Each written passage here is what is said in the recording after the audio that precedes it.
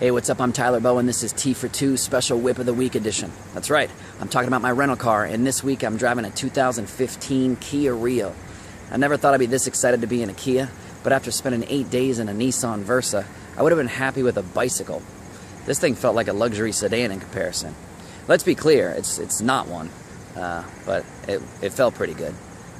So Kias are manufactured in Seoul, South Korea, and the name Kia loosely translates to rising in the East, which is ironic because buying a Kia in America is known as settling in the West. The 2015 model here is part of the 4th generation of the Rio brand, and the Rio was originally produced, manufactured, and marketed as the Kia Pride. They dropped the name Pride shortly after the owners got a chance to drive the finished product. It does, however, come with a 10-year, 100,000-mile warranty, which states that if you drive a Kia for 10 years or 100,000 miles, they will guarantee that you never buy another Kia again. And they stand by that. A big part of the 4th generation Rio was the styling redesign, and you can take a look at this car and see that they spent tens, if not hundreds of dollars on the design department.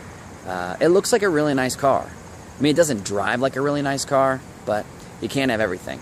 So we're looking at the front end here, which is a big part of the redesign. They add new headlights, new fog lamps, and now the Rio is sporting Kia's classic tiger nose grille. I think the tiger nose looks great on the front, although I could do without the cat butt rear bumper on the back. That's a little weird. The car's pretty fuel efficient. It's 27 city and 36 highway, so I know if I owned one of these cars, I'd save a ton of money on gas, because I'd probably just walk or take the bus.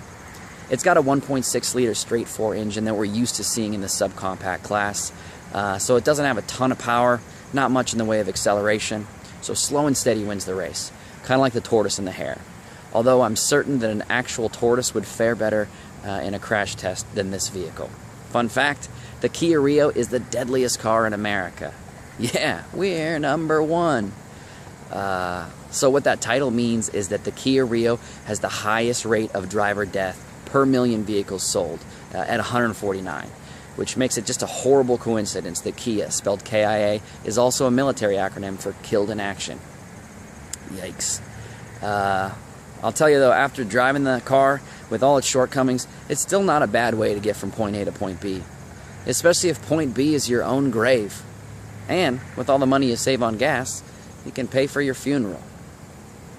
After spending a few days in this car, I realized it's a death trap, and it doesn't have a lot of get up and go. So I'm hoping to just safely get it back to the rental car company, and then I can get up and go. Yeah, I'm really glad it's not my car. It's just my whip of the week. Thanks for watching, and check back to see where I'm at and what I'm driving next.